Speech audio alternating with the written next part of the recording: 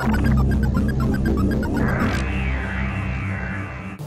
as we all know, the world can't get enough Guitar Hero action at the moment, so Activision have finally put this version together for the DS, and it's all thanks to this little peripheral fretboard here, which has 4 buttons instead of the usual 5, but you just strap it in here, insert your hand, and you're good to go for some rock.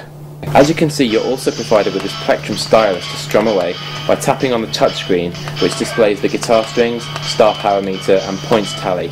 On the left hand side is the familiar conveyor belt of coloured notes. On the console versions, you activate star power by raising the neck of your guitar in your favourite rock pose. Here you yell rock out into the DS mic and you're glowing blue.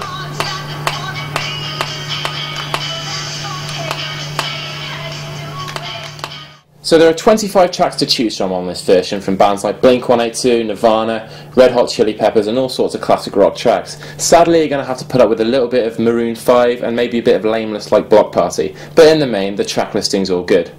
Now the career mode on Guitar Hero on tour is very similar to the console versions. You play songs, you unlock venues, and you move on to harder and harder tracks as you go along across the 4 modes of difficulty: easy, hard, medium and expert.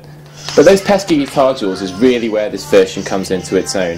Your play is disrupted in various ways, and you'll have to maybe sign an autograph from an over-attentive fan, put out the on-stage pyrotechnic if your guitar catches fire, and also fix a broken guitar string by dragging it from one end to the other of the touchscreen. But this version isn't without its problems. It really does feel unnatural wrapping your hand around the back of the fretboard. The space between the buttons is quite minimal really, as you can see, and one of the really poor things about this game is that the fretboard can slide out extremely easily while you're in the middle of a song, which causes you to have to restart the whole game. Not good. Our advice would be to have a little bit of a play around to find the most comfortable position for you, but it really isn't ideal.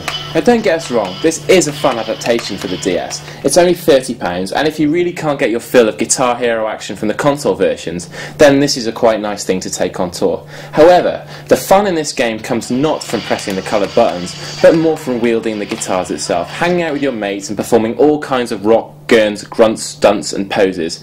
It's all about playing the guitar.